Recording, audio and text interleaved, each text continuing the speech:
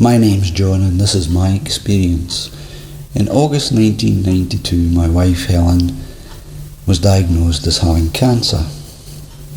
She underwent chemotherapy, then radiotherapy, but unfortunately by that time the disease had spread into her liver and it became terminal.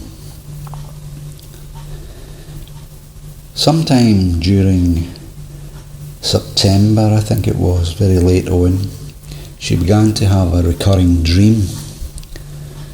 It started once a week, twice a week, 3, 4, sometimes 5 times a week. So much so that we knew this dream off by heart. I'll describe it for you. It was night, complete black night. It was the American West somewhere. She would be sitting cross-legged in front of an open fire. And after a while, out of the darkness would come this American Indian, sit down cross-legged across the fire from her. And they would sit like that, looking into each other's eyes and then looking into the fire and back again. But after a while, the Indian would begin to speak to her and she spoke to him, and they had this conversation. And as I say, this went on week after week after week. When I asked her about the conversation, there was 2 curious things about it. She could never remember what was said, and she was absolutely convinced that they actually spoke not in English, but in some Native American language. When December came around, that dream stopped and a new one started. This recurred over and over again, like the first one, up until I think the 3rd week in January of 93. In this dream, however, it was daylight. Again, it was certainly in the American West somewhere. And in this dream, she saw a herd of wild horses running. And she was riding one of the horses. The strange thing about that was, not only did she have her long hair again, she was totally naked. And again, when I pressed her on this question, it would appear that there was no saddle on the horses. They were definitely simply wild horses somewhere in the American West. One day, the doorbell went and I went to answer it. And an old friend of ours, whom we had not seen for at least 4 years, was there, a woman called Margaret. Now, Margaret is a Greenockian but stays in Paisley. And as I say, we hadn't seen her or been in touch with her for about 4 years. But there she stood.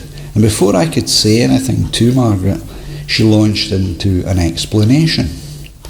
And she said that the reason she had came looking for us is because for 2 or 3 weeks she had this recurring dream. And in her dream, she saw Helen riding alongside these wild horses. And in Margaret's dream, Helen was also naked. This came as quite a surprise, but I didn't say anything about Helen's dream to her. Keeping her at the door, I then explained what the situation was, that Helen was dying from cancer. She came in and stayed 2 or 3 hours chatting about old times, etc., etc. But finally the conversation of Margaret's dream came up, and Helen then explained that she had been having the same dream. We were all quite astounded by this, of course. Margaret went away and that was that. By the time the end of February came round, Helen and I had discussed the details of her funeral. But then there was one last question to be asked, and that was what was to happen to the cremated remains. And At that point, Helen asked me if I would take these remains in a casket to America and have them buried on a native reservation.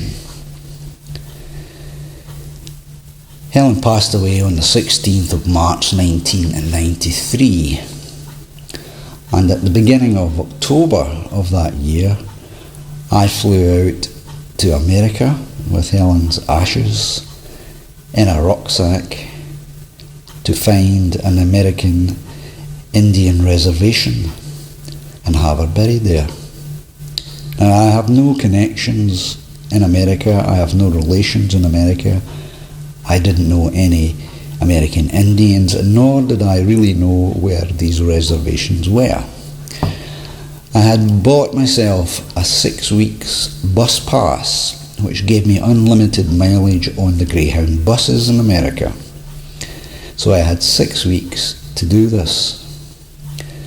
To cut a very long story short, after several weeks of travelling hundreds and hundreds of miles, I found myself in Arizona on the Navajo reservation.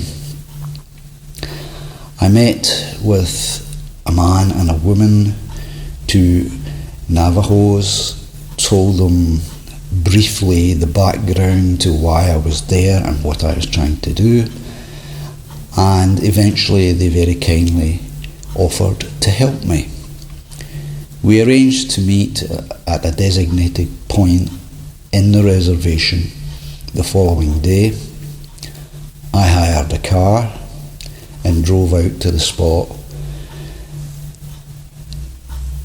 I was then to follow them in their pickup truck, and they would take me to what they thought was a suitable burial place.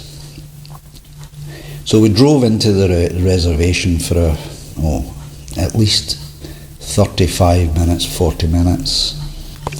They pulled up and I pulled up behind them. I got out and was invited into their pickup truck, and we started up this rather steep hill. At the top it went really rather flat, and we got out. When I looked around the ground, I could see lots and lots of horses' hoof prints. And when I went to the edge and looked over down into the valley, I saw a large herd of wild horses running around. I took a shovel, dug a decently deep hole, put our casket in, along with some burial trinkets that the Navajo Indians had kindly given me, and covered it over with the earth. As I looked out onto these wild horses, I was absolutely convinced that I had either found the exact place in Helen's dream, or a place which was very close to it. It gave me a wonderful feeling of closure, that I had actually brought something to a real end.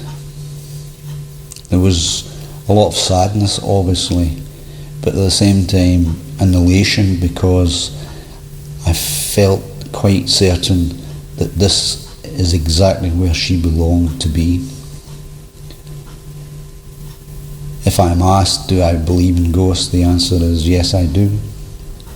If I'm ever asked, have I ever seen a ghost, the answer to that is yes, I have actually seen a ghost.